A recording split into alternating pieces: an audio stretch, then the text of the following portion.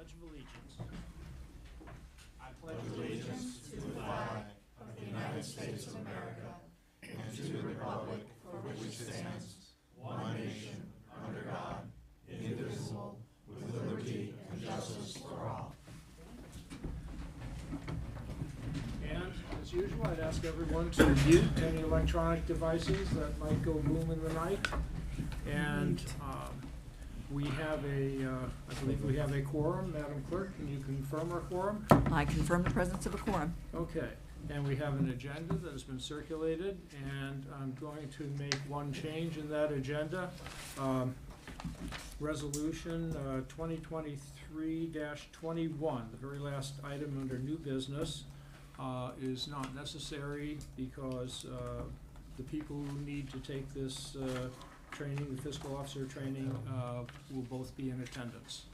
So there's no need for this resolution. With that, I'll turn to the minutes of September 11th, regular meeting minutes. These have been circulated. I don't know, I guess, have there been comments back, Madam Clerk? None additional since I sent them out. Okay. I have need for a friendly amendment that would include two items. First question is under the births. Does anybody have the names of the parents of the Yes, births? it is Mike and Maggie Bogley, B-A-G-L-E. B-A-G-L-E? L-E. Okay. Mike and Maggie. Maggie. Sorry, is it Bogley or Vogley? It's V. V. V as in Victor. V as in Victor. V as in Victor, A-G-L-E? Yes. Thank you. Okay, so I'm going to ask for two friendly amendments here, or just really a friendly amendment that includes both. Now, on the first page, somehow the name of our solicitor there stayed in red, at least on my copy, so I would ask that that be changed to black. And instead of that the names Mike and Maggie Bogley be added after Brooks Daniel, born on July 24th. Do I have a motion for a friendly amendment for those two changes? So moved. Second. Any discussion? All those in favor say aye. Aye. Opposed? Motion carried. Do I now have a motion to accept these minutes as submitted with the amendments? So moved. Second. And any discussion? All those in favor say aye. Aye. Opposed? Motion carried. We turn now to public comment and presentations. Does anyone in the audience wish to address council?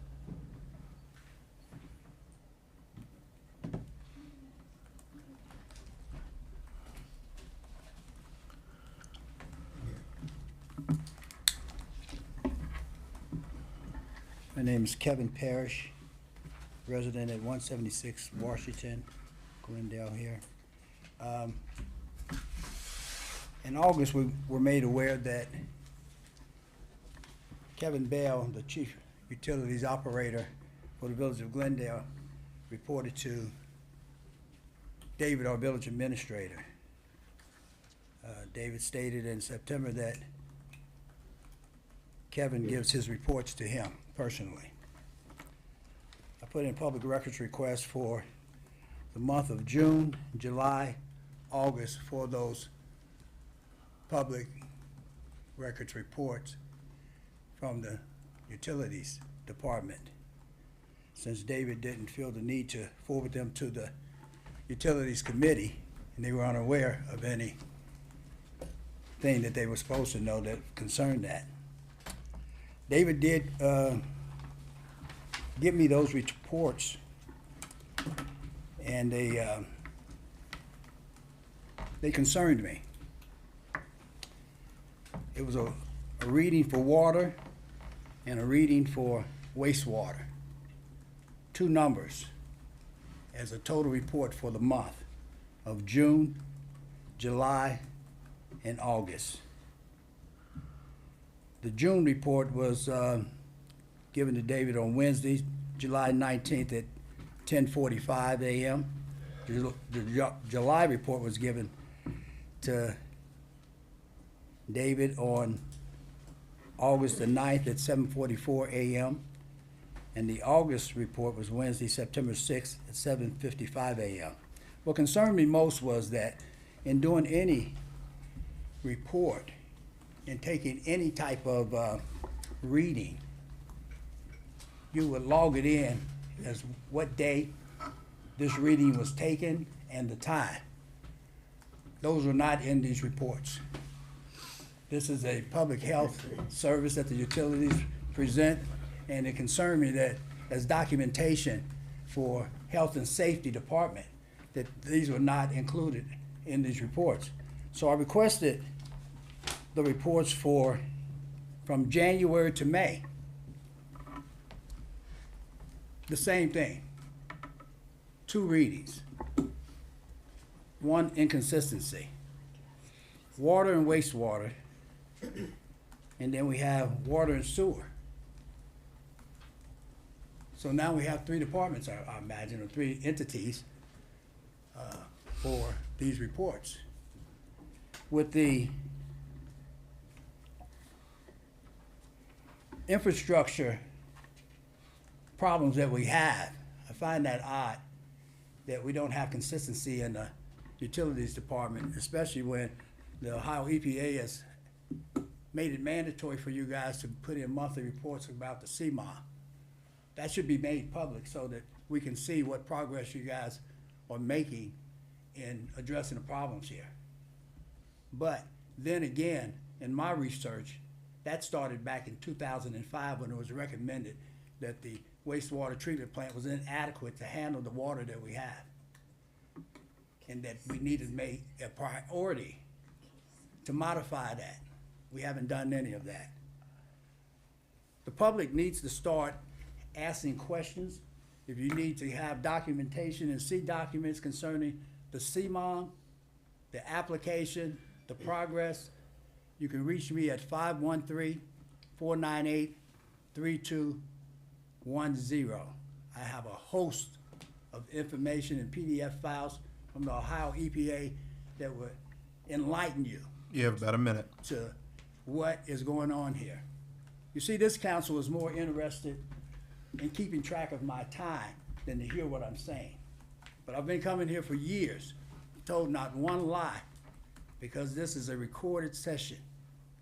They've told many lies, and they put out false information to you guys. They keep you confused and ignorant about the atrocities that are happening in this village of Glendale. Our streams are poisoned, and our grounds are poisoned from the water that is contaminated, and they haven't done anything about it. The last point I would like to make is Phase 1 sanitary sewer project is supposed to have a certification and a warranty on it. Why is it that we have subcontracted Laughlin to do work on Cole Avenue to residents that are having problems with that project line? 1165 Cole. Work was done by the village of Laughlin to repair a line there on that line. That's documented. Thank you. As I've said before, we do not respond to these statements at this time. That does not mean that we accept any or all of them. Move on to the next item on the agenda, which is no, I'm sorry. Does anybody else wish to address council? Okay. So we will move on to the next item on the agenda, which is a public hearing on an appeal of a decision by the Glendale Planning and Historic Preservation Commission concerning an application for a new home at 3 Rogan Drive.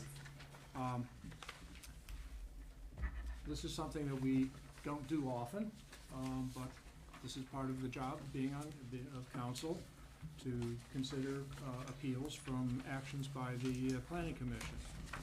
And so we have put together, the solicitor and I have put together some procedures that we will follow here, and I'm just going to read them so everybody is aware. There are 2 sides here. There is the appellant, and there is also the Planning Commission. Each side will present its position, including any witnesses they might have, and after the presentations, anyone may come forward and speak on the matter for up to 3 minutes. At the end of the discussion, appellant will be allowed up to 5 minutes for a closing statement. Council may ask questions at any time. At the conclusion of presentations, public input, and the appellant's closing, the record will be declared closed. The council will deliberate in open session, and at the conclusion of council's deliberation, the mayor will ask for a motion to grant the appeal. And council will then vote by roll call. Granting will require a 2/3 majority. Granting the appeal will mean that the home may be built as proposed, which in this case is with a single window on a side of the building as indicated in the original plan. With that, Kathy, do you have anything to add? Yeah, I would just, is this on? I would just add that even if council votes tonight, we'll reduce the decision to a resolution to be acted on and signed at the next meeting. So, and that will be when the official decision will be dated. Okay, thank you. So I have a question already. Yes. If we're going to, if it's acted upon in the next meeting, what does that mean for the appellant or the applicant for the home? They have to wait another month? I'm going to take notes tonight, and if you want to act next month, I'll probably do my best to have resolutions one way or the other so that we can produce something at that time. But we can't decide and then have it be a final decision tonight. Correct, there should be a kind of, not legislation, but a resolution that memorializes the administrative decision. How fast can you type, David? All right, Well, just I wanted to guess clarify. my question is, do we take a vote? Was I wrong? Do we take a vote tonight and at least Yes. indicate where council is Yes. at? Yes. Yes, we do. Yes. Okay. You can. Okay. Then I am one. Thank you, Maureen, for saying this.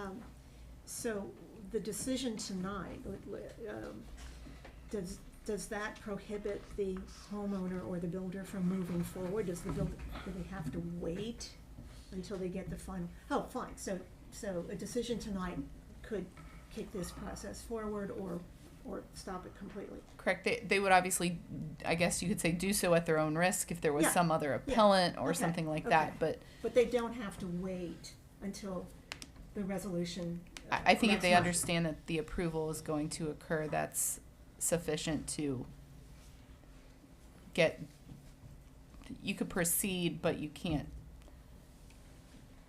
I don't think you have to wait until that You is could break ground. adopted. Yes, Okay, you could, thank you. the kind of the preliminary steps can Okay. And by occur. the same token, if the motion to grant the appeal fails, doesn't have a 2/3 support, then the applicant could decide to move forward with their plan according to the way the planning commission decided. Correct, yes.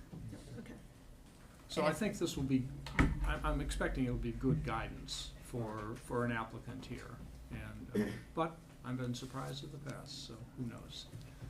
And that's more for the calculation of their appeal rights thereafter. Okay. Is 30 days from then. Obviously, in this case, the bulk of the application is remaining the same. So in this case, I think it's not going to be completely holding up the whole process for that dependency of the time before the next council meeting. Okay. And with that, I will ask the applicant, Ms. Cindy Taylor, to come forward and indicate her concerns, summarize, state her position on this. Okay. Cindy Taylor. I'm sorry, Mayor, before she speaks, is there a time limit on her presentation at this point? No, there is not. Okay. We urge that she not, overuse that, but right now there's no time limit. Okay. I have it written out, so it's 5 minutes or less. Okay, I am here to appeal the decision of the Planning Commission made on September 11th, 2023, requiring a second window on the side of 3 Rogan Drive in Crothers Pond. I'm the agent who listed the lot. This plan was approved by Crothers Pond Review Board. There is a previous approval of a house in Phase 2 of Crothers Pond with one window on the side. This was for 1 Rogan Drive, which is adjacent to 3 Rogan Drive.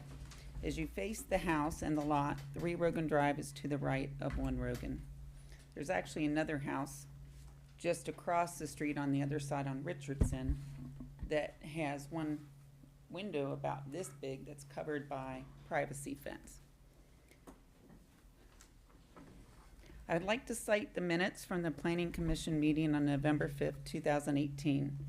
Windows on the approved plan for 1 Rogan Drive were mentioned 6 times.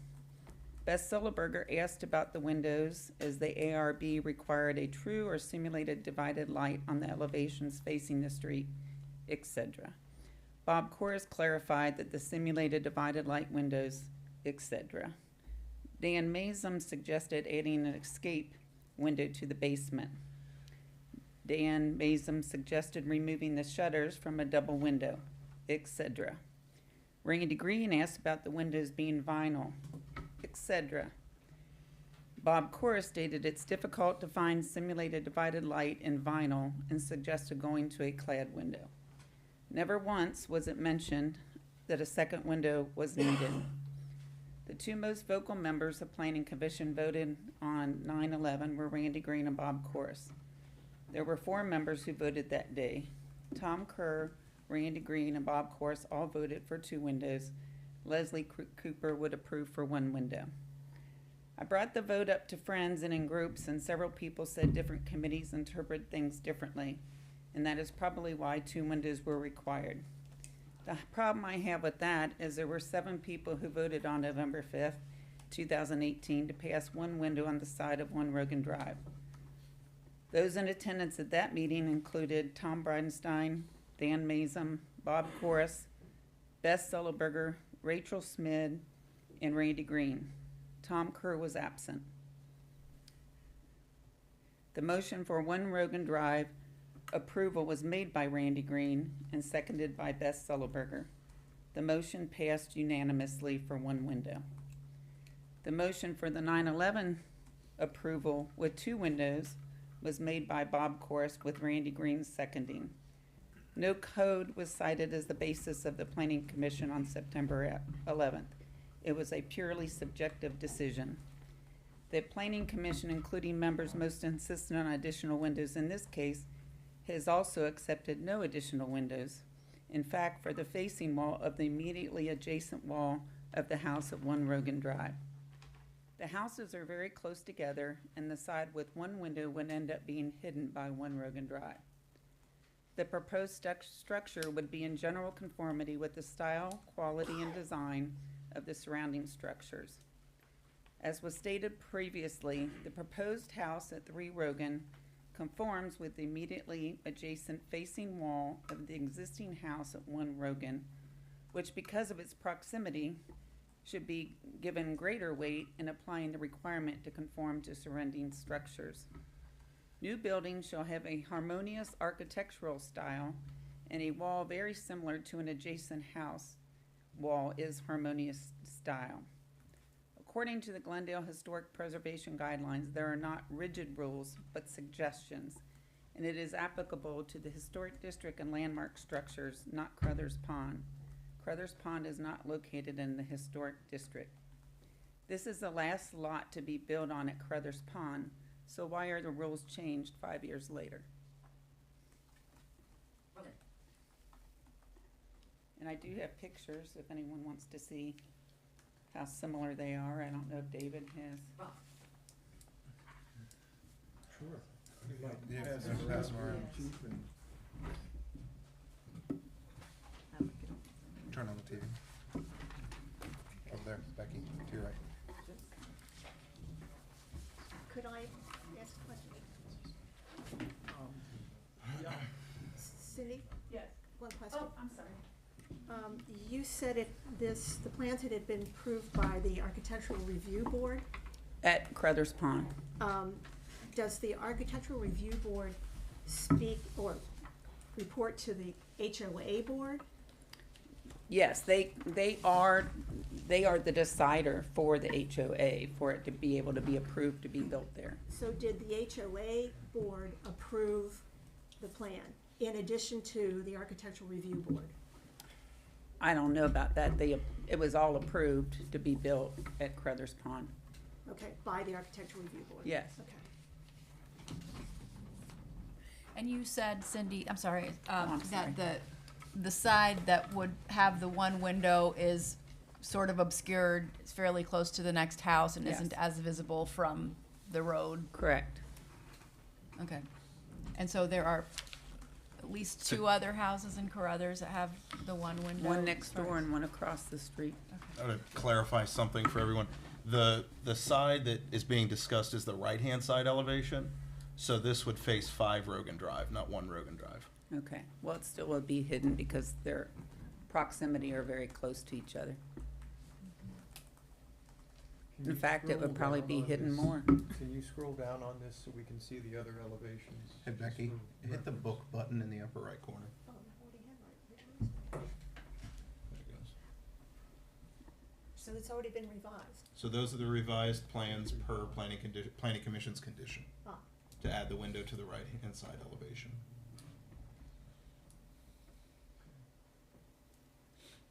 But the printed one coming around shows what they had. And the previous one up there shows it also. The previous right? ones were the original application. Yeah. So that's the original. Correct. Okay. Can you go back down?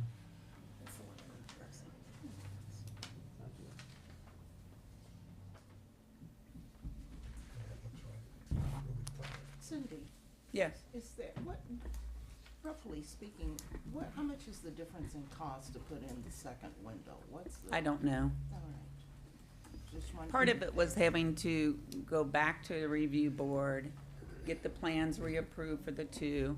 It's just been a process. There's lots of delays along the way, like locating water lines. That took 2 months because the tool was in need of repair. I mean,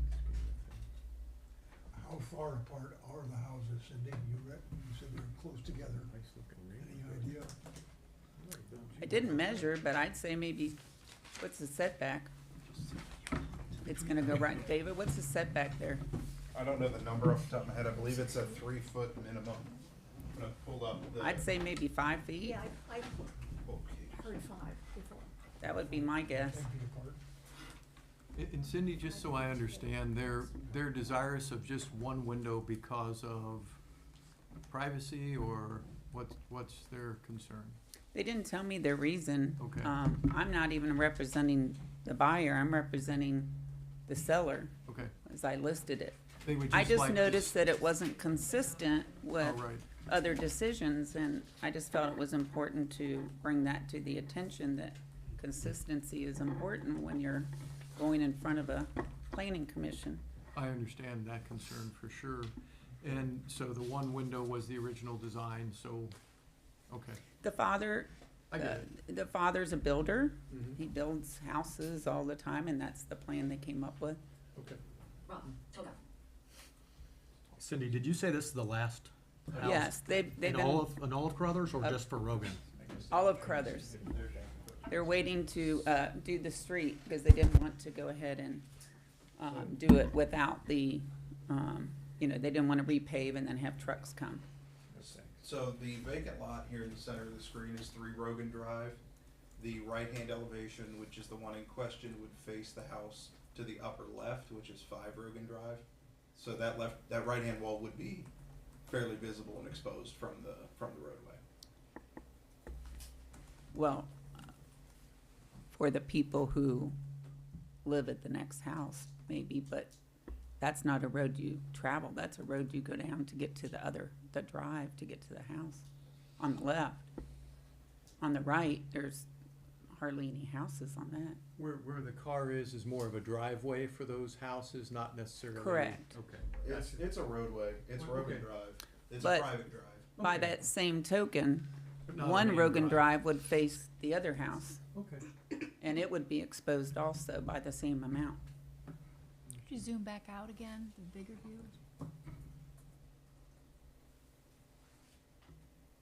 And so where is the house that has one window now? That's in close proximity, which one?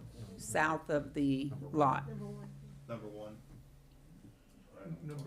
Point, show it, Nancy, right, point to it, please. And the one, Right there. That one. Yes. Mhm. and so the one window side of that house is the one that faces Carruthers Pond Drive, or faces lot 3? Or no? Faces lot 3. And then if you cross Crothers Pond Drive, you get one Richardson. That's the one that had the tiny window with the privacy fence. Okay.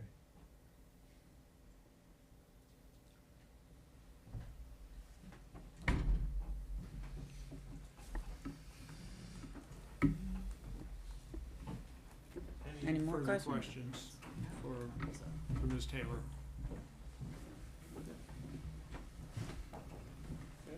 Okay, for Mr. Torres, representing the Planning Commission. Yeah, I'm Bob Corris. I'm representing the Planning Commission. First, I'd like to correct one thing that was stated. There would be no delay by going with the revised plans. We've already approved the revised plans and told them they did not have to come before Planning Commission again if they went ahead and proceeded with those plans. Okay. The Commission is supposed to have some discretion. It's why we have a number of members and why we have discussions both with the applicant as well as the general public and finally a vote. There are over 50 homes in Carruthers Pond. Only 2 examples of homes with one window on a long expanse were presented.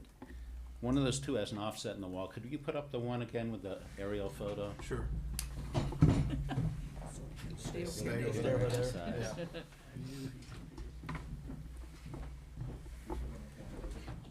Yeah.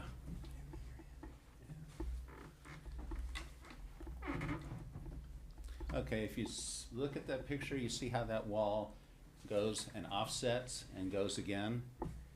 And if we could see a photo of that, you'd see that there's shadow lines and there's just it's not like one long wall of contiguous wall. It has that offset, which is an architectural detail, which makes it not as obtrusive having just one window in it. And that is why we accepted that at the time, was because it had that offset. So it's almost like a short wall with a window in it, and then another wall with no window in it, rather than one long wall with one tiny window in the corner. And if you get the other 2 pictures up, I think the elevations. I believe that almost anybody would say that that is a more pleasing elevation, the one with the other window in it, rather than go back to the other one than that. And it is very, very visible, because the way that other house is positioned, there's probably 30, 35 feet between that wall and the next house. And so anybody coming around that curve is just gonna see this long wall of brick and nothing else. In fact, they probably won't even see that window in the back because of the way that the lot is positioned. They'll just see that brick wall.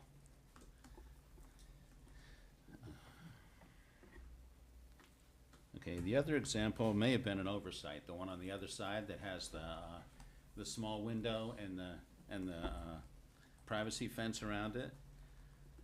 But we do not believe that out of all the homes approved that this one example should be precedent setting. We're not perfect. We've made other errors in the past. That does not mean an error or sometimes an oversight should be compounded and repeated ad infinitum. We ask that the opinion of the majority of Planning Commission be affirmed by council. That's the other one right there. And I guess you have a picture of the other one too, don't you? What's that? Which other? The one Rogan? I don't have a photograph of one Rogan, Oh, but I have a photograph of a few other homes in that area of Carruthers Pond, which is phase 2, that on the long, flat expanse wall, which is usually the garage wall, that a majority of the homes that I was able to observe from the street have multiple windows, doors, or other architectural features that create breaking yeah. in the brick pattern. For instance, this home, which is on Rogan Drive, I believe it's probably 7 Rogan Drive, is the garage is sticking out in front and has 4 windows, 2 facing the street, 2 off to the side. We could flip through the other ones if you'd like. Can we go back to the aerial? Sure. So, the house on the corner is which number? One? Okay. Yes. And then number 5, is number 5, That's the one set on an angle right there. that's set on, in the front of the house is that little kind of bump out extra porch thing right there, that's their front door? Okay.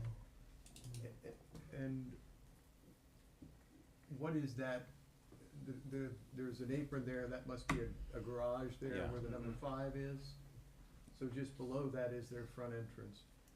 And then on lot 3, where will this wall be with only one window, Facing number 5, facing 5? yeah. And the one window will be way to the back near the part of the house that juts out this way. So the whole wall will be in the area that has a lot of space between that house and the other one. So is that what you were saying about the 35 feet Yeah. between the? That's just a guess, but if you can look at all that green grass there, that would all be exposed area with that wall. Okay. Bob, this is not in the historic district, correct? No. It is not in the historic district. But I drove around there. I just found out today around noon that I was gonna be doing this. But I drove around there and looked, and I could only find those 2 houses that had one window. There may be others. There's some short walls, like the back of a garage that has one window, but it's, it's 20 feet wide. It's not the length that this is of this structure. This is a long wall with one little window at the very back corner. And it just is not the look I think that we want here. May I just make an observation? This is a very tricky situation, a very difficult situation. I can see good points on both sides. On the one hand, Cindy presented that there certainly is precedent for one window on a solid wall, albeit one of those has some screening by it and the other one has a broken or Offset, yeah. offset in the wall itself, making it visually more pleasing. I can understand that. I also understand, again, to Ms. Taylor's point, that the drawings were originally submitted with one window, with the expectation they'd be approved, since there are other homes there with just one window. Now looking at planning, and Bob presented very well, it's not in the historic district, but it's part of planning's job to consider the look and the feel and that sort of thing. And also it was an interesting point that a single window and a solid wall may not look visually as pleasing. It's been done before, but why would we do that over again if we already know it's not as visually pleasing? And then finally, on the part of the homeowner next door at number 5, I've been asked this before in Glendale, and I'll just say it because it's the question that you're asked. Would you want that next door to you? And so making it difficult again, my answer would be, if I were living in number 5, no, I would not want basically a brick wall right outside my front door. It's interesting, Mr. Corrs, how you pointed out that it makes a difference having a break in that wall. I wouldn't have thought that big of a difference, but when you see it, there is certainly a difference. So now let's round it up, I guess. I'd asked earlier what the homeowner preference is, and I'm wondering, even though we have already a single window in a wall in that neighborhood, would it be okay with the homeowner to just add the window and proceed that way? And if they were okay with that, I think in general, we get a better result with deference to the idea that you definitely have a point. There is a house there with a single window. But what would the homeowner be all right with just the 2 windows? I should point out that, well, this is kind of our deliberation phase. Yes. And, you know, I'd like, Ms. Taylor has an opportunity for rebuttal. And once Mr. Forrest is done, I'm done, I'm just here for questions. okay. Are there any more questions of Mr. Corus? Okay, Ms. Taylor, you have 5 minutes for rebuttal. That's the only time limit I've given so far. That's fine. All the traffic we're talking about on Rogan Drive is basically people driving to their home. There isn't traffic back there. Bob said that they wanted another window because otherwise you would just have a long brick expanse, but they actually approved a double window, which would be in the same part of the house. So it wouldn't be that there were 2 windows apart from each other. They actually approved a double window that would be in the position that it is currently. So you would still have the brick wall. And It would be a double width, Cindy? yes, And this, but it would still be in the back of the house. That was approved. No, What? the left-hand side, Oh, the left-hand side of that right side elevation is the front garage. so you would see that at the beginning of the, okay, well, and then the rest.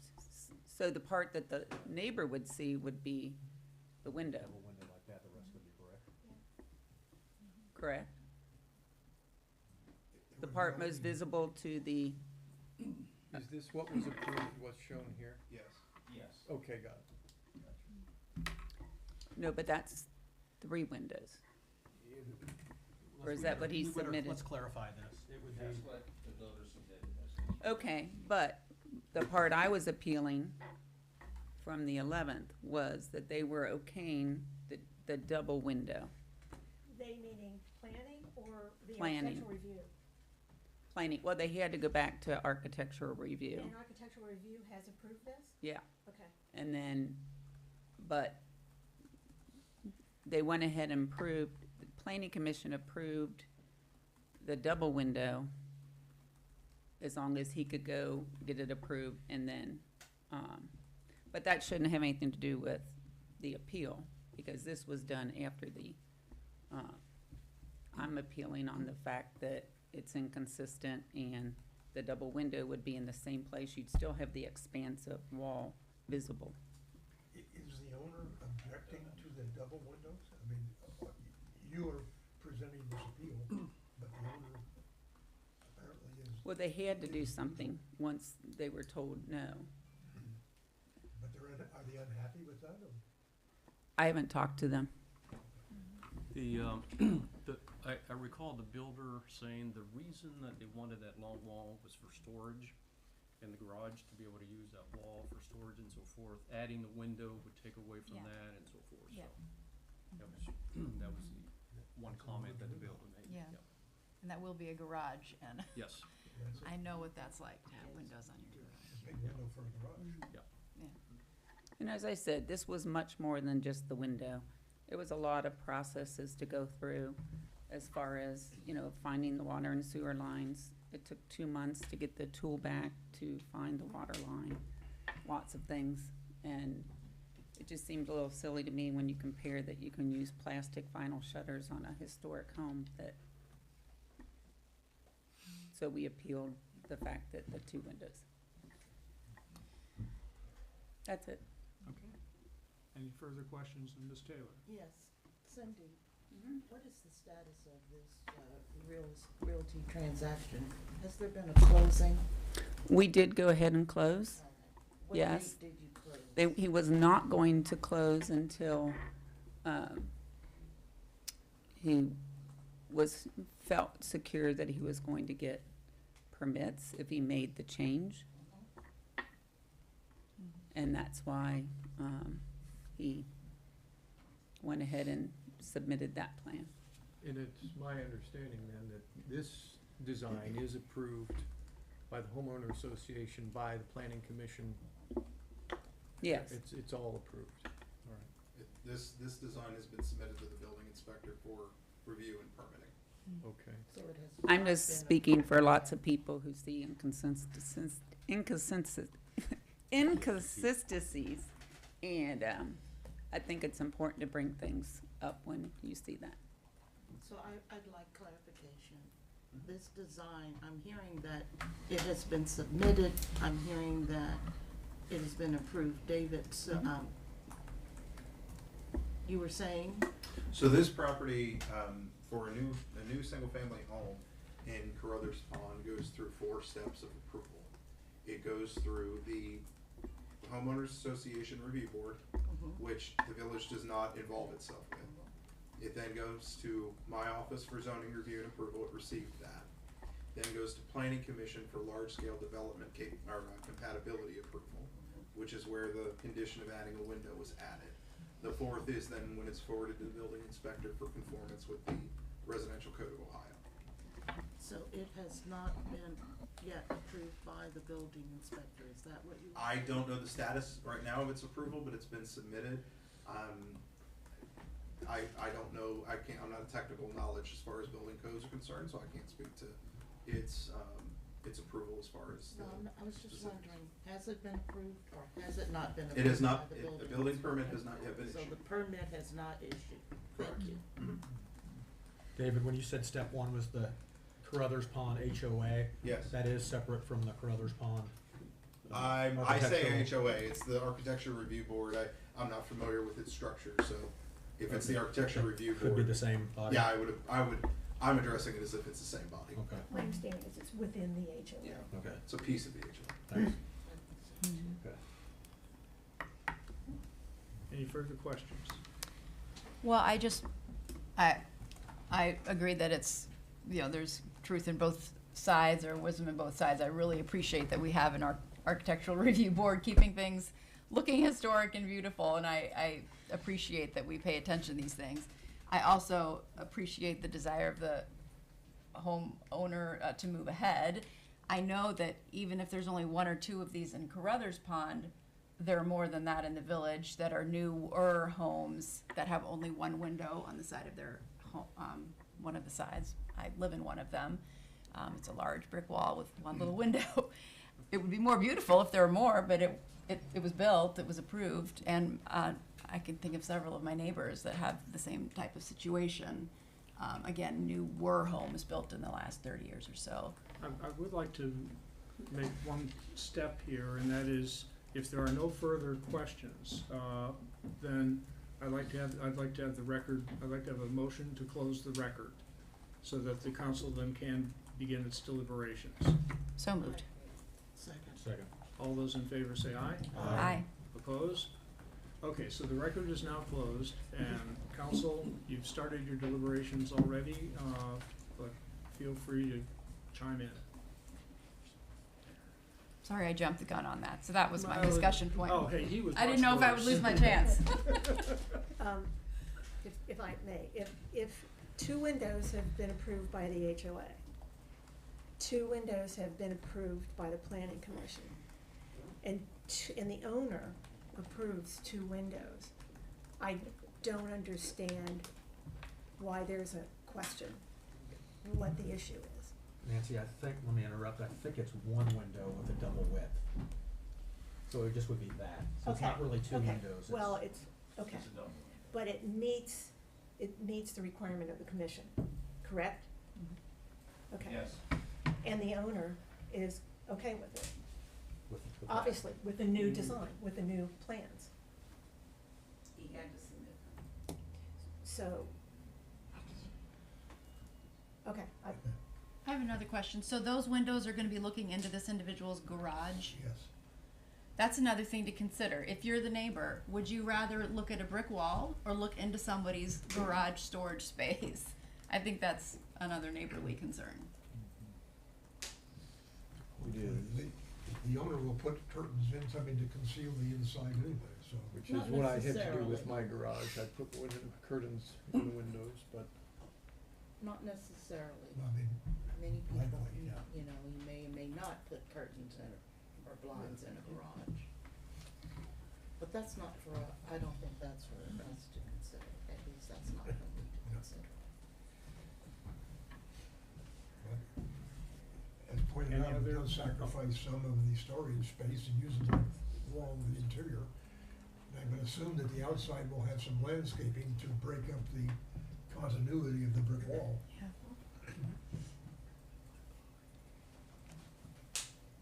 Bob, did you say there are about 50? Okay, excuse me. We can't go back to We David. have to reopen, that was the Sorry. whole point to close. Are there it, I'm 50? sorry. I'm There are about 50 houses in Carruthers Pond, is that what you? That's correct based on what Mr. Corr said. Okay. It's in the There are minutes. about 50, so 48 complied with the, Correct. with the double window, the 2 windows.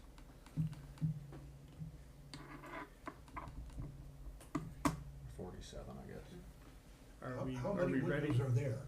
Help me with that. What's, There's a double window and then there's one in the back. So it's 2 windows, right? That's what I think, it's two Or is it 3 windows, or this goes or is that one not? That one's gone. That one's gone, the small one's gone. No. No, that's no. not- My understanding is this is what is approved. This is what Yes. has been approved and submitted for building permits. Okay, so there are a total of 3 windows, if you consider one's a double window. 3 windows, 2 window openings. Yeah, There you okay, go. 2 window openings, okay. Agreed. So, help me understand, what are we voting on exactly? Can I jump in? So this plan is allowed by right, working its way through the building code. All you need to do tonight is, per the first plan, decide whether that first plan, whether, let me back up, whether you should uphold the GPHPC's denial of the one window plan, or whether you should overturn the GPHPC's decision and allow the one window plan. So this one is not up for your consideration. Obviously, it gives context, but you're deciding on that first side wall whether you want to uphold or reverse essentially the planning commission's decision. Okay, so we're voting on This. One window. So a yes vote this evening would be to say, say it for me, please, again. may I, just a quick sidebar with my lawyer here. Yeah, I'm just wondering, I mean, we're here on an appeal from a decision of the planning commission. Yes. The planning commission was to approve the design with 2 windows. So that decision as opposed to 1 window. So to me, that's what council is voting on, is whether to uphold the planning commission decision to require a second window. And part of what the appellant is asking, they submitted their original plan with 1 window. So their appeal is essentially asking for taking that kind of condition to add the window off and go back. So that's Okay. what the appeal is of. Yes, So it's a motion to deny the appeal, I just, it's or grant the appeal. correct. Okay, That's right. okay. And if you were to deny the appeal, then they can build it with the 2 window. Yeah, And if you were to grant the appeal, you can clarify that your granting of the appeal is also taking the position that the first proposal right here is sufficient. Yeah. Is there any further discussion? Okay, we'll do this. Do we have a photo of 1 Richardson? Either the handout or the, That house? yep. Yes. Okay, so that was approved with 1. 1 Rogan was approved with 1. And we're debating 3 Rogan. All other 47 or 48 homes have had to go with 2 windows. So there've been 2 exceptions. So it's basically the 4%, about 4% have had exceptions. So 96% have adhered by the rules. And for whatever, but the other, with the 1 Rogan, is that the wall is broken up into, It's It's What's the yeah, term? it's set back. setback. It is set back, offset.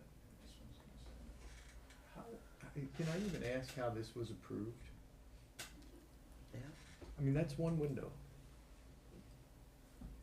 Was there a variance, does anyone recall, granted? No, a variance would not be issued, this would be up to the planning commission's decision at the time. Well, that's the question I think we're asking. Early on in the development, it was my understanding that front entry garages were not permitted. In the final building stage, several of the homes have now, since 2006, 2007, have front entry garages. For instance, this home. Yeah, Yeah. correct, Mhm. right, so, you know, I don't wanna get into the commission's weeds here, but, things do seem to change.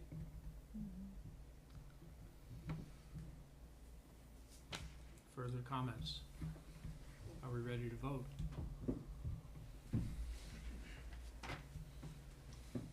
Madam Clerk, would you call the roll for this?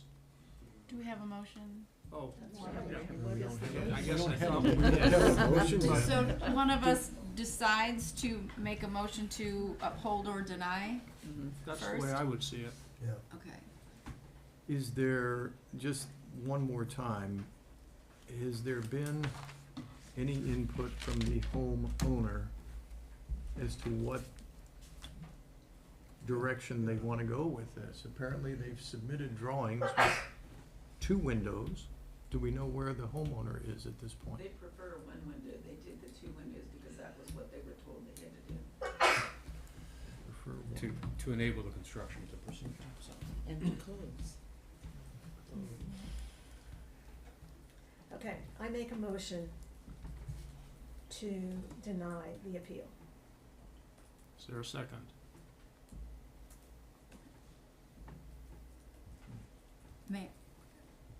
I wanna be really sure I understand what denying the appeal means. This means we do It means the require the 2 2 windows. It means this. Okay. Second. Okay, we have a motion and a second. Madam Clerk, would you call the roll? For the motion to deny the appeal, Mr. Bessel, Aye. Ms. Duke,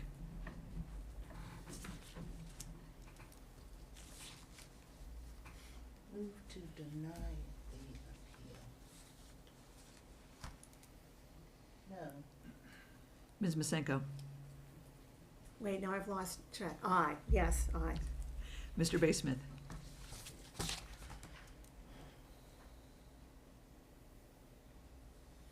I say aye. Mr. Cardler, Aye. Ms. Baldridge. No. We have 4 votes to deny the appeal and 2 votes in favor of granting it. Therefore, the ayes, the appeal is denied. Can I say one thing? I actually think it looks better with 2 anyway, but my point is, why was this picture even presented? Because it's not part of what I'm appealing. I agree with that. This This was, shows the Can you show that? substance of the decision Can to you go down to require the the warrant? additional window. You were appealing the decision to include a second window, yes. and they decided to reject that decision. Yeah, I know, but I just didn't understand why the revised plan was put in. Rejected this. Correct. Yes. That should have been the picture that was voted on and presented. But the decision was to require the second window, so. I know. The revised plans were concluded to represent what planning commission approved. The condition that planning commission approved is supplied by the builder. So nevertheless, it's a public record, it's a building plan, so it was provided to provide that explanation Okay, of what. that just was a little confusing, because it seemed like it should have just been what was presented on September 11th. I agree with what Cindy is saying. The revised plan is after the fact. totally after the fact, to the decision that the planning commission made on September the 11th, from which this appeal is based. And I understand we can bring in all this other information, but that was not before us. And that was part of the confusion. I appreciate your patience, Cindy, and everyone else. But this was too confusing. I guess this is done. Can I speak for a second? I guess this is all concluded, but it was germane to it because we actually drew a double window into the plan and showed it to him and said, is this okay? To who? Him? And to the The applicant. On And what he's- date? On the I mean, date that he came to the commission. So we had two visits with the two meetings No, he had with the one commission? visit. One He meeting, came one with that visit. plan, we didn't like it, Tom Kerr drew in the window, he came up and looked at it, and we said, this is what we have in mind, and is this okay? And he said, yes, that's good, I'll get my guy to redraw it, and that was it. But it was all part of that meeting. It And that was all- on September the 11th? Yes. Thank you. That was the builder. I don't think the homeowner ever came Actually- to the meetings. The builder is or whoever came, the applicant is the person who has something at stake here, and he's the one that said it was okay, and he's not complaining, it's. Actually, it's on YouTube, and he did not say it's just okay. He said, if that's what I have to do to get it approved, Yeah. that's different than, that's okay. I'm just gonna reiterate that This is, the decision was that that design was not what the planning commission was prepared to approve. They would approve it with the second window there. And their decision was to approve with a second window. And this was, we were hearing this on an appeal from that decision. So I mean, at first and second, since we already had the design before the village, it made perfect sense to present a design with the second window, which is what the planning commission was seeking. And the decision has been made by the council here to reject the appeal from that decision. question. And to allow to allow the decision to stand, which requires the second window. Question. Did the planning commission write a resolution or reduce their decision to writing? Yes, There's a lot of verbal summaries going around. yes. Where is that? It's on file at my office. Was, It lists the need to add a double window on the right elevation. and that was written by the planning commission, but not submitted to the council? That was provided in the visual format of the revised plans that matched what was outlined. So again, the written decision or resolution by the planning commission was not presented to council. Mr. Corus, is there a difference between what was presented visually here and what the decision of the commission was? Yes, in my mind, words and pictures are different. I'm asking if We there have- was we have a minutes written decision or written resolution. There have the There are minutes minutes to of the every meeting of meeting. the planning commission. Does Fine. that help? Minutes to every Yes, meeting. it does. Okay, let me get. Thank you. Okay. At the end of the discussion on 3 Rogan Drive, Mr. Corus moved to approve the application as submitted with the condition that 2 single windows or 1 double window be added to the facade within the expanse of the brick wall. Mr. Green seconded the motion. The motion passed 3-1. Thank you. Okay, we have decided this, we've heard it, we've gotta move on. We've got other business to do at this point.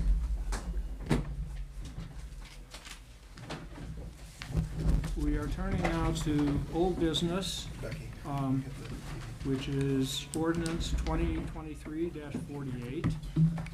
This was an ordinance, you'll recall, that was tabled because there was some discussion of a need to know a little bit more about the history of this is about the building code. And our administrator, Mr. Lumsden, has circulated a memo giving us some of that history. I'm going to start just by rereading the ordinance, which is ordinance 2023-48, an ordinance amending section 150.01 of the Glendale Codified Ordinances, adopting the Ohio Residential Code, and declaring an emergency. Do I have a motion to remove this ordinance from the table? So moved. Second. And any discussion? All those in favor say aye. Aye. Aye. Opposed?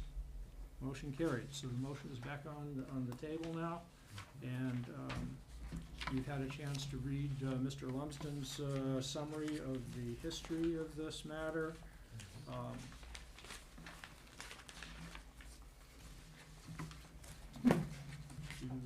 Is there discussion at this point? I better ask. Okay.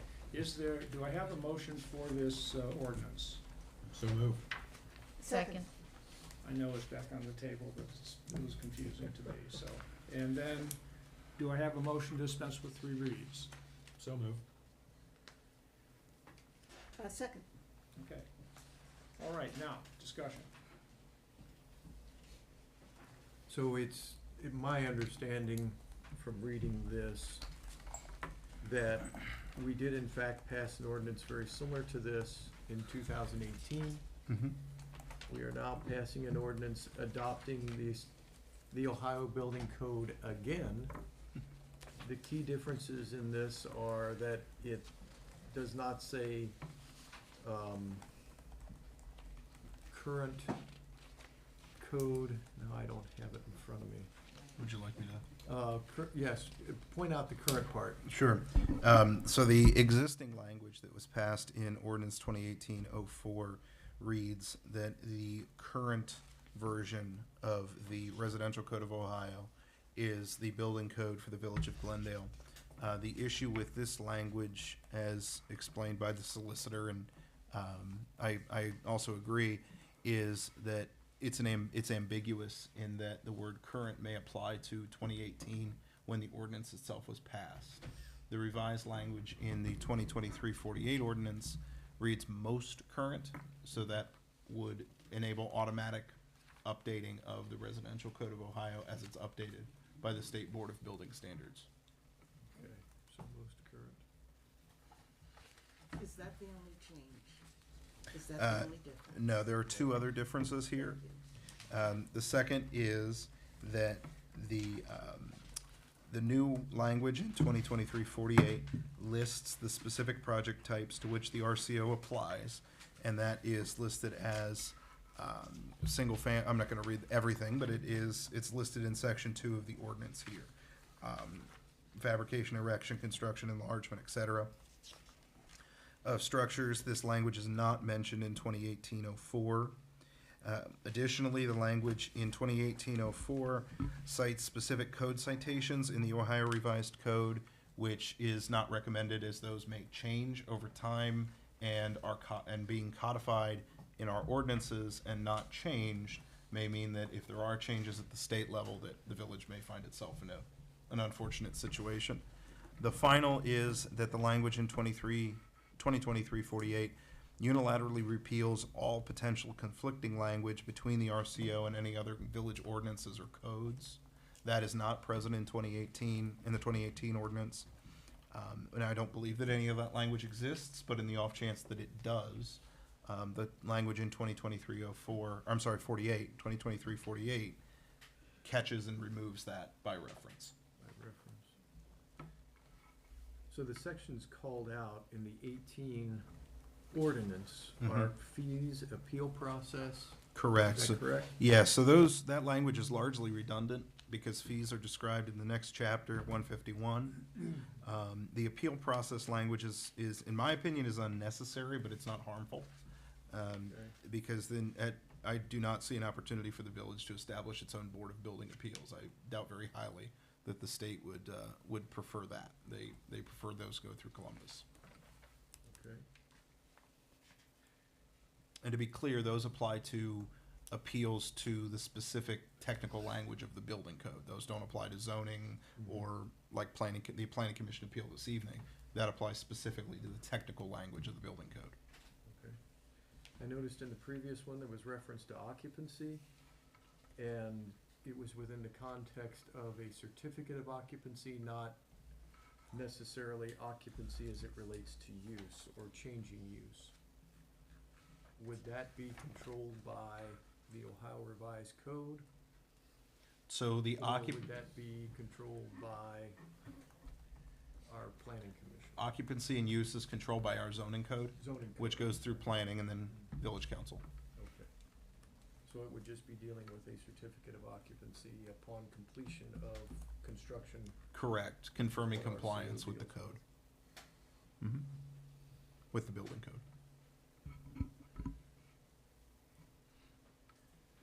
The only other question I have is that, is it necessary for this to be enforced immediately, or should we just let it go through 3 reads in case someone has some concerns about this?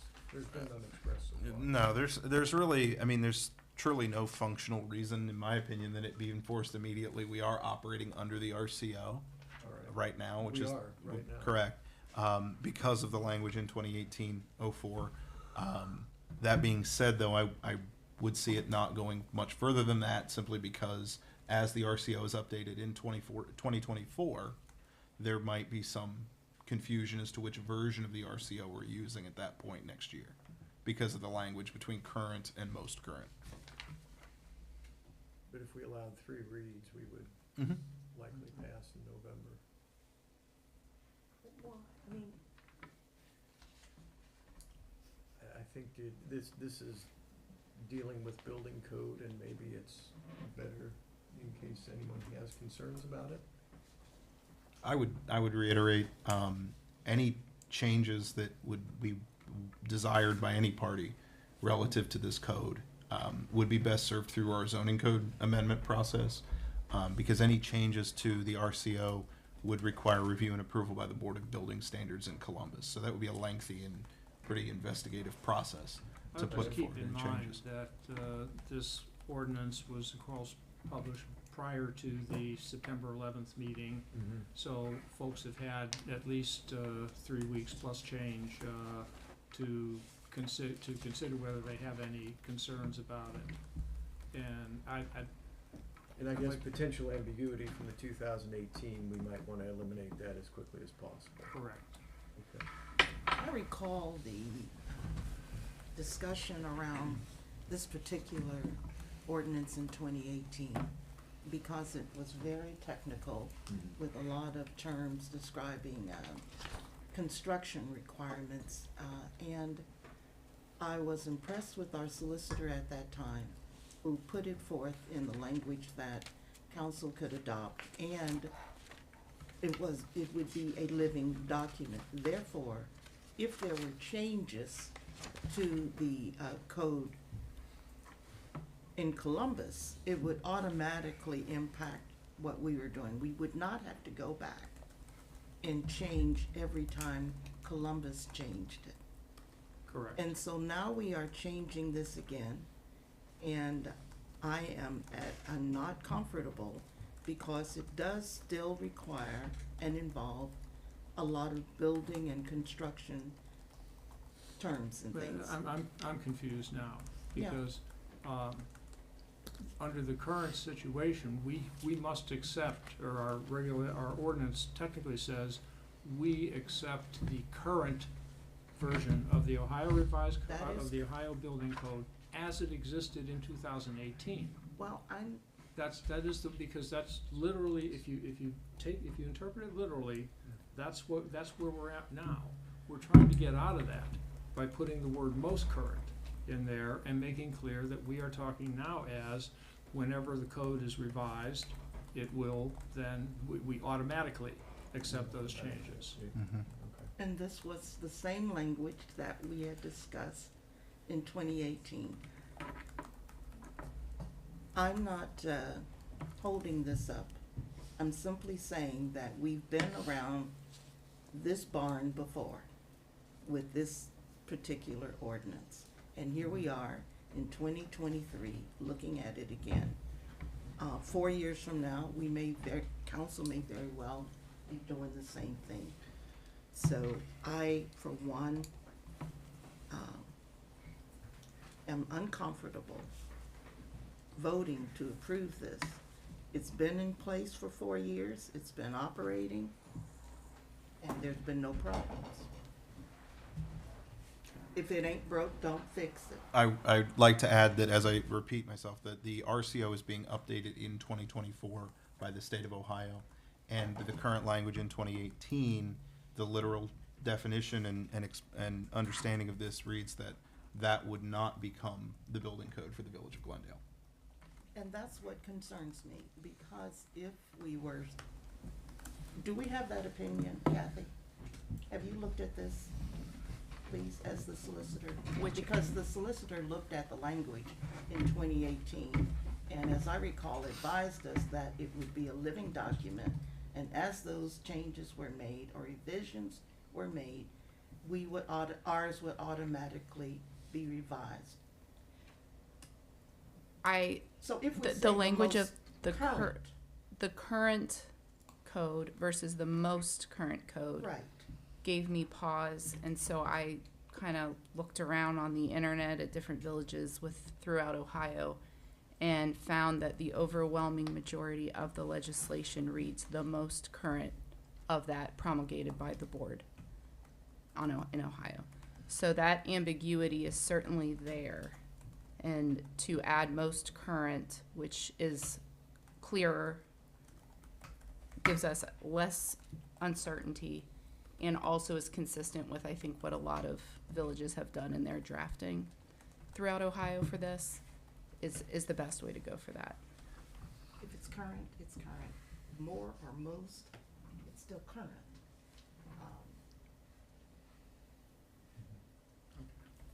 Further discussion? Madam Clerk, would you call the roll? For ordinance 2023-48, to dispense with the three reads, Mr. Bessel, Aye.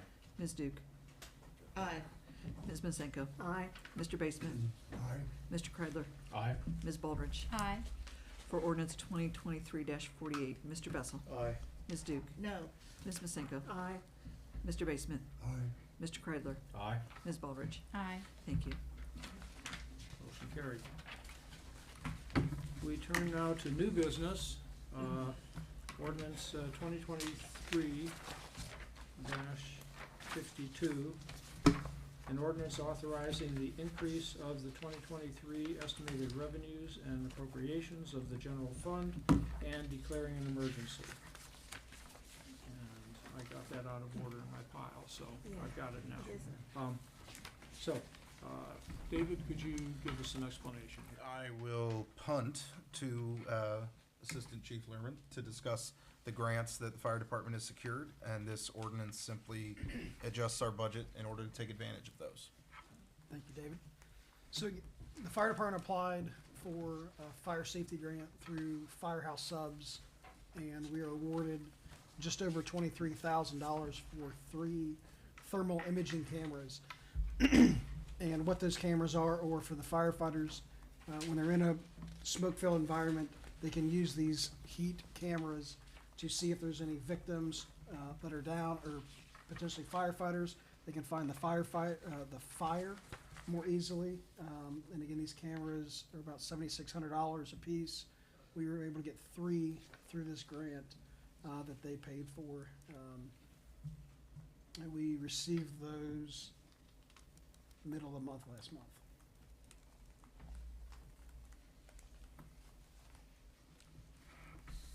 And a second grant, this one? So the EMS grant. Okay, sorry. Yeah, the EMS grant. DC Romano was the one that wrote that grant, but that was for EMS training supplies. We can, again, spend more time with our EMTs, training them on different scenarios with those supplies. So Sorry. congratulations on the grant. Thank you, sir. Grants. Here's your grants. Thank you. Could I just have a small question for David here? The correct number of the ordinance On the agenda, it says it's 2023-52. Oh my goodness. And the ordinance in the It, packet is. 54 is the correct number. 54 My is the apologies. correct number. And since we're pointing out mistakes, let me add, there should appear number 4 under new business for resolution 2023-22, which is the accepting of amounts and rates. 2023, 22. Yes, it's in the packet. Yeah. It just is, it should be number 4 under new business. My apologies.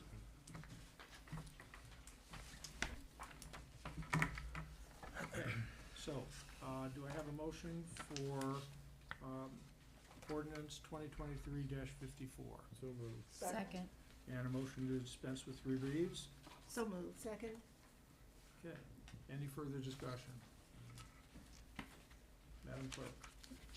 For ordinance 2023-54, to dispense with the 3 reads, Mr. Bessel, Aye. Ms. Duke, Aye. Ms. Masenko, Aye. Mr. Basemuth, Aye. Mr. Kreidler, Aye. Ms. Baldridge. Aye. For ordinance 2023-54, Mr. Bessel, Aye. Ms. Duke, Aye. Ms. Masenko, Aye. Mr. Basemuth, Aye. Mr. Kreidler, Aye. Ms. Baldridge. Aye. Thank you.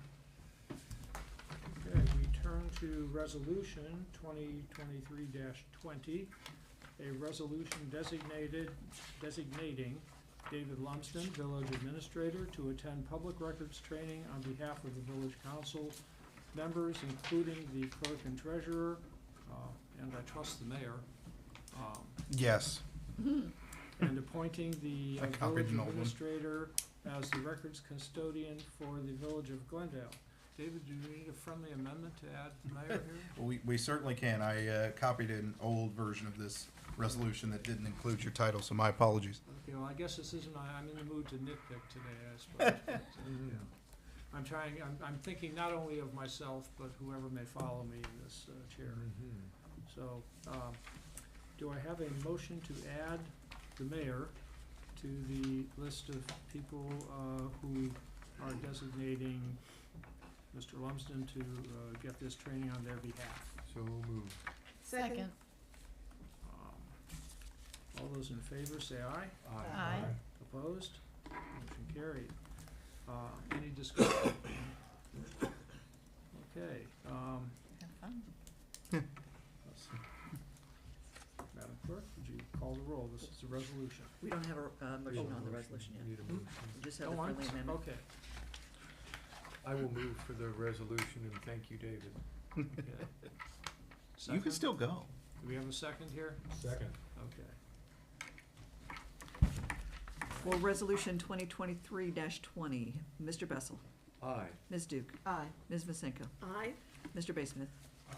Mr. Kreidler, Aye. Ms. Baldridge. Aye. Thank you.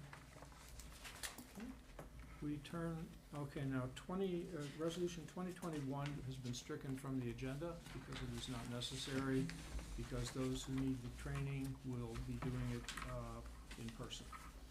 And so now we turn to resolution 2023-22, which is not on our agenda, but it is within the purview of council to consider such matters as may be fit to come before it at a general session. And this is a resolution accepting the amounts and rates as determined by the Budget Commission of Hamilton County and authorizing the necessary tax levies and certifying them to the county auditor. Mr. Lumsden, can you? Thank you, Mayor. This is one of those annual ritual resolutions. As you can see, its formatting is slightly different than our typical resolutions because that comes to us from the state of Ohio. And it simply is council affirming and confirming that the levies listed on Schedules A and B, which represent our 3 general property tax levies of 8.5 mil, 10 mil, and 2.5 mil, are in fact our tax levies and are still necessary for operation. Do I have a motion for this resolution? So moved. Second. Okay. We want to make very sure we get those names into the resolution then. Is there any discussion of this resolution? Just one question. David, can you explain the difference between outside and inside tax rate? That was a tee-up, wasn't it? So inside millage is not voted. Inside millage is, the county takes, I believe the total is 10, divides it up among different public services, including itself. The outside millage is what is voted on by taxpayers. Thanks. Okay. Further discussion? Madam Clerk? For Resolution 2023-22, Mr. Bessel. Aye. Ms. Duke. Aye. Ms. Masenko. Aye. Mr. Basemuth. Aye. Mr. Kreidler. Aye. Ms. Baldridge. Aye. Thank you. Motion carried. We turn now to reports from the mayor, village administrator, standing committees, clerk and treasurer. And I will begin with the mayor's report. There were no births or deaths reported in the village last month. I will note that on September 30th, just to give you some events, we had the very first Fall Fest, which was held from 4 to 9 on Saturday, September 30th, sponsored by Harry Whiting Brown.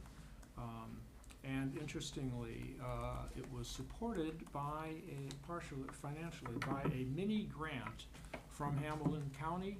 Is that, anyway, this is something that they put out to allow private organizations to do new things and try new things and that. And I think it was really great. Somebody just actually, our resident, Melissa Galini, came up with this idea, and a lot of other people in Harry Whiting Brown made it happen.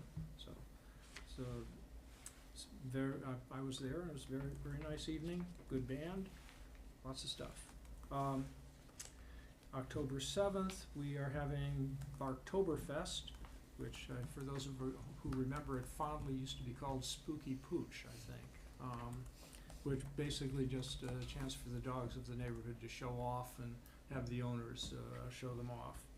And it will be held on October 7th from 2 to 6 p.m. on the Harry Whiting Brown grounds. October 14th will be a busy day. From 7 a.m. until noon, there will be the pancake breakfast. I'm going to say no more about that. I'm going to leave, I don't want to steal the thunder of our fire department there. Also on October 14th at 8 o'clock in the evening at Floral Park, there will be a night of candle lights and trees, which will be celebrating the dedication of the Glendale Arboretum. It will be a beautiful evening in a beautiful park, I'm sure. The downside to it is you'll have to listen to me as I read the proclamation that we've all signed today. But I'm hopefully that will still be worthwhile to you.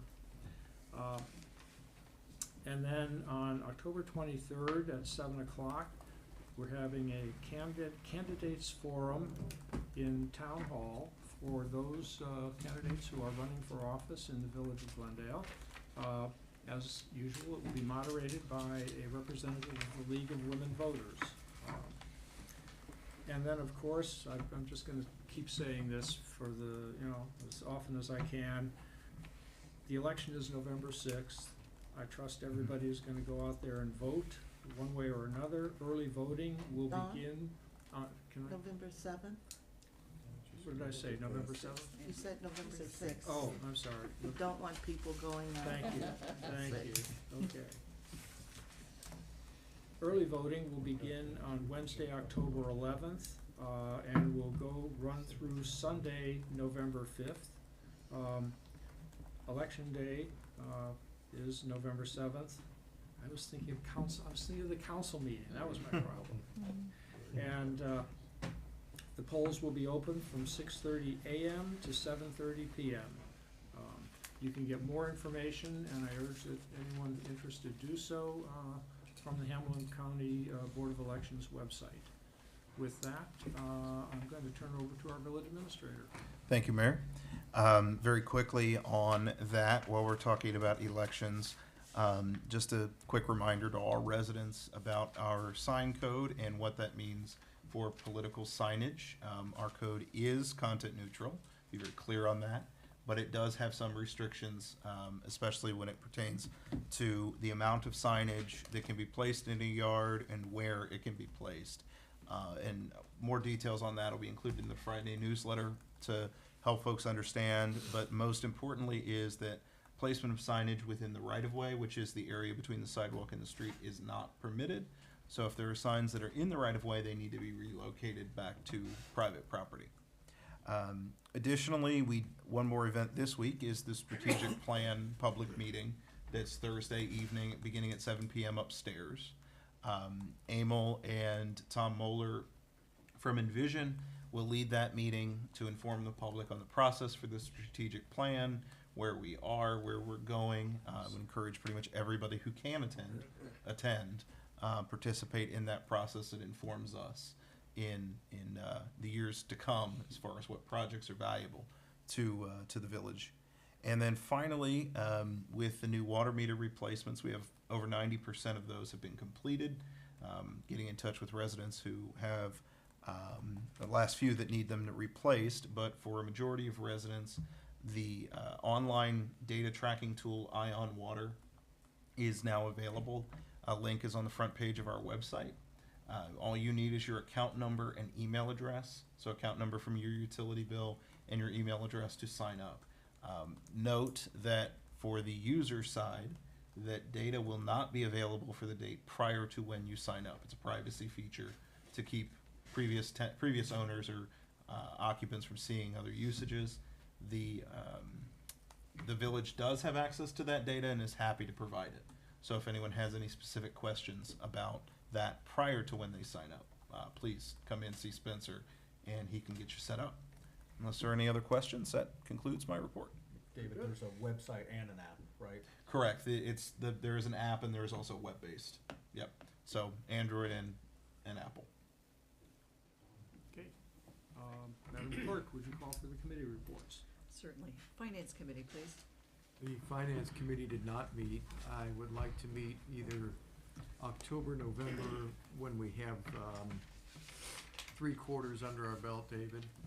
And I might say that the reports you've been issuing that show the percentage of expenses expended for the year are very good and have answered most of any questions I would have had in a meeting anyway. But I will try to schedule offline, or I've tried to schedule through the internet a meeting with the committee members. To jump on that very quickly, if I may, that I will be meeting with department heads early this month to begin the process for the 2024 budget. And so your department heads may be reaching out to you to try to have those discussions. With the transition to UAN, there are going to be some slight changes to the budget for 2024 that in the long run, I believe, or in the short term, actually, it'll take place in 24. It will simplify the budget for both the department heads and the general public in understanding what actually makes up the cost to operate those departments. Very good. So on the budget, do we have a schedule of dates for budget development for the rest of this calendar year? No specific We do dates not have yet, that ready. but I anticipate that, as we've done in previous years, department heads will have about 2 weeks to review their documents, meaning that committee meetings could likely start in mid to mid-late October. Right.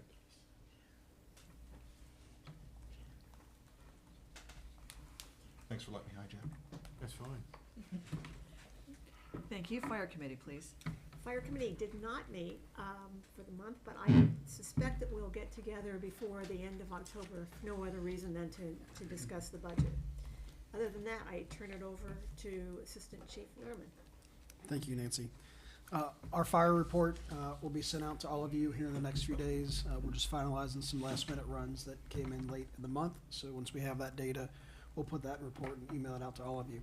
The other thing, thank you, Mayor, for the segue to the pancake breakfast. That is October 14th on Saturday here at Town Hall upstairs. As most of you know, the proceeds from that event go to the Firefighters Association to help the firefighters with things that may not fall within our budget or some extra things that we'd want to purchase for the community or the department, and also help with events like the street fair and other things like that that we attend. If there's any help that you folks from the council would like to attend with helping cook some pancakes or sausage, we'd love to have you. And then if there's any residents out there that have helped in the past that they want to come help again, we would love that help from any of the residents just reach out to us and we'll be able to sign you up for that. So thank you. So whom do we reach out to, you or whom? You can call the non-emergent fire department number, 513-771-7864, or Chief Yetter's email address is on the village website. You can email him. Thank you. Laws and claims, please. Laws and Claims Committee met on September 28th, I think it was. And we marked up the rules of council, making changes to several rules, specifically Rule 4 regarding the mayor, Rule 5, the clerk and treasurer, Rule 8, standing and special committees were discussed in terms of, are these really the ones that need that we need on council going forward. And Rules 10 and 20 were discussed regarding public comment, presentations, and hearings before council. And we're referring that back to the solicitor, of course. Rule 38 was discussed only to emphasize that it's the Ohio Public Records Act, not simply a Public Records Act, or it's the Ohio Public Records Act, and there are specifics regarding that as compared to the federal legislation. We also discussed Rule 39 regarding the appointment of the solicitor. We have the solicitor.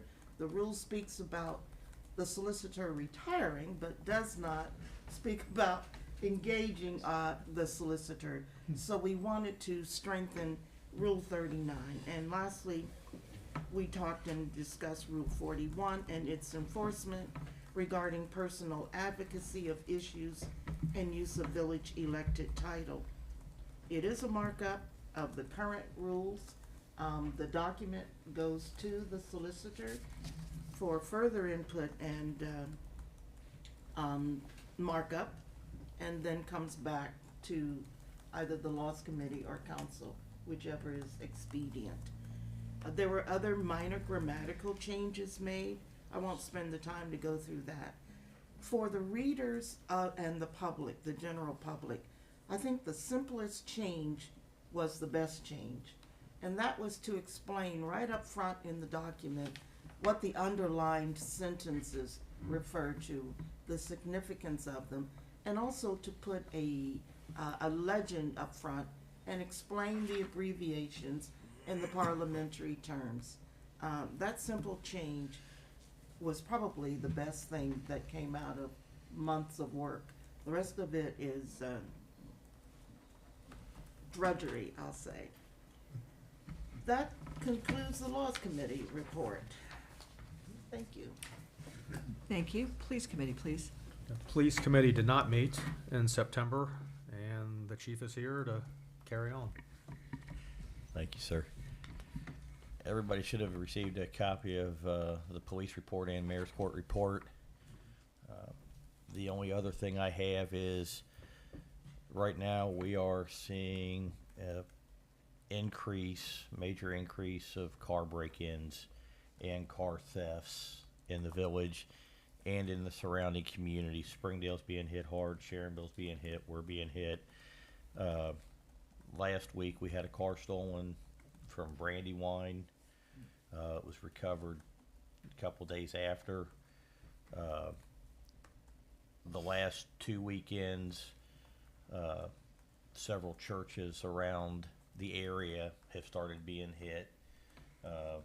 Vineyard Church in Springdale was hit last Sunday. The Nazarene Church in Springdale was hit last Sunday. Yesterday it was the Christ Church in the Lyceum that got hit, along with the Vineyard again. So if everybody could make sure all valuables are removed from cars and cars are locked, we would really appreciate it. That's all I've got. Chief, is there a consistency with, are we finding the ones that are broken into are cars that have things visible that a thief could see, or is it just random, they break in and they look for something? I know personally at the Nazarene, because I was there last Sunday. It was things that were visible in the car, laptops, computers, purses, other valuables that were taken, and they broke the window to get to them. Okay. This is we believe this is a ring of juveniles that are going around, and they're doing it all over the county. So it's not just us, it's not just Springdale, Sharonville, Wyoming, or any of the other communities close to us. It's a little bit of everybody. Last week at the vineyard, they hit 2 cars. The one car, they took the lady's purse, took the credit cards, ditched the purse, and rang up a $1,600 bill at Sam's right after they did it. So I mean, it's anything and everything. I think Nancy said that before. I'm not going to Sam's. It's the jewelry store down the street. I've asked David and the chief to put together an article for the Friday newsletter just to warn people about this. And, you know, I mean, all you can do is not put valuable stuff in your car at all, then much less leave it where it can be seen, but just because people break the window and grab whatever they can. Thank you. Thank you. Public Buildings and Historic Preservation, please. Public buildings did not meet, and David, why don't we get through October, and we'll tell Tom we'll meet in November. We don't have anything pressing, so Okay. we're good. Thank you, Becky. Okay, thank you. Recreations and Playgrounds, please. We did not meet this month. I look forward to scheduling when we have a little more budget information. Thank you. Streets, Public Improvements and Lights. The Streets Committee did meet on September 19th. We discussed the work that's being done at the Hedgerow Albion and at the Society of Transfiguration property. The work being done up there, Bethany School, the Sisters of the Transfiguration, that is ongoing right now. They're building swales to help control stormwater in that area. That work should be completed, according to their engineer, sometime in the November-December timeframe. We have awarded our contract for stormwater improvements, storm sewer line improvements on Hedgerow and Albion. And we'll soon be meeting with the contractor to set up a schedule and timelines. David is committed to communicating in a proactive way with all residents the schedule and the work that will be done. And we've been assured by the contractor any work done anywhere in anyone's front yard or along their front yard will be replaced the way it was when the construction began. We also looked at a redesigned stormwater control in the Oak Road Greenbelt area. It was noted last council meeting that it was very expensive to install the pond as it was designed. It was a very large pond, required a lot of earthwork. And so that's been redesigned, and it involves 2 much smaller ponds and then an area that will act as detention, where very similar to the way that that area functions now. Stormwater flows into it, it fills up, it comes out, and then it drains off over time. It will function in a similar way. The only difference is we'll build swales to hold back the flow of the water into the creek and get almost the same net effect as we would have with the larger pond.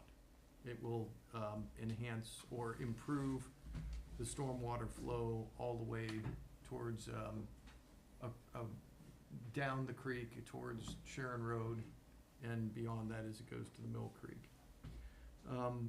So that the committee decided that design looked good, and David and the engineers are charged with building a plan for that, getting it bid by engineers and contractors, and we hopefully can still move forward with that this fall. David, do you have any input from the engineer yet on the final? Well, there was, as part of the Streets Committee meeting, there was some discussion about preservation of trees in the area. I heard from Kleinger's this morning that they'll have a revised plan to me this week. The Streets Committee voted to move forward with a plan that served the capacity but preserved as many trees as possible. So that plan will be circulated, but we anticipate bidding on it as soon as possible. I will say we were fortunate to be able to have a meeting with some folks from the Cincinnati Zoo Botanical Garden, and Thane Maynard set that up. Our engineer got to meet with those people, and that their head of the horticultural, what is it? Might have been Scott, but their head of the horticultural identified some trees that would be great to keep, unique trees to the area, or excellent specimens. And so he identified which those were, and also marked several trees that it would be no loss if those had to go. So that was nice to have that meeting. The last thing we worked on of significance on the street committee, we said in that meeting we would do a roundup with Tom Alder for Public Works Director, David Lumsden, the mayor, and I sat down together, and we also had Chip Hallbauer, who's brought a lot of this to our attention, on the phone. A result of that meeting is that Tom is going to inventory all the street lights and identify which are in good shape and which are not, which ones need to have mantles replaced, which ones need globes replaced. Apparently there are some plastic globes that get a little milky over time. We're going to identify all those. And we're going to build a plan to do repair and replacement of every street light, and then also build a plan for what it will maintain the street lights in as gas lights in their current condition, what that will cost, the time commitment that's necessary. And Chip indicated, and was very pleased with that, and he also indicated there are other folks in the village, including him, that are willing to do a fundraiser for the work, and possibly even do a fundraiser for future maintenance of the street lights. So as soon as all that information is gathered, we've got it on paper, we'll all get back together and we'll report out at a streets committee meeting on that. That's it for the streets committee. Thank you. Utilities, please. Utilities did not meet in September, and we have scheduled a meeting for this month on the 12th at 3:30 p.m., assuming that that is available on the village schedule. And while I'm speaking of utilities, David, may I ask you to clarify, will the utilities billing go out in the mail in this cycle, or will it be done via the accounting system or the billing system? So those who have signed up for paperless billing will get a paperless bill. Those who have not will still get a paper bill. Okay, thank you. I wasn't sure how that was. Yeah, that's. Thank you. Thank you. And now we turn to reports from the clerk and treasurer. Madam Clerk? I have no report. Mr. Treasurer? I think everyone should have received my second copy of the investment summary. Thank you, Mr. Mayor, for finding out that I can't add. Well, I must say, you got my hopes up there, because the number in the month for September was considerably more than the one that the correct number. I know. So, I was also disappointed. So, anyways, the last one, the revision one, is the correct one that has the total. And we should have probably another 60 to, I'm gonna go out and stretch, maybe about 80,000 of accrued interest that is still gonna be showing up between now and the end of the year. So we're still doing good. And to Mr. Kreidler, I think I already answered your question. There are a lot of 5% investments out there. We're trying to get on some of those, but some of the ones that we currently have haven't matured yet. And I've done calculations on taking some of those at a loss to try to gain on a 5%, and it doesn't pan out that well. So, but as soon as we have some investments that are going to mature, I think before the end of the year, I'm hoping that we'll still be able to capture some at 5%. So that's it. thank you. We have received two financial reports. One is the September 2023 operating checking certification for the payment of certain bills. And the other is the August 2023 financial reports showing where we're at with expenditures and revenues. Do I have a motion to acknowledge receipt of these reports? So moved. Second? All those in favor say aye. Aye. Okay. Is there any discussion of the reports? In that case, I will entertain a motion to adjourn. Second. All those in favor? Aye. All right, we are adjourned.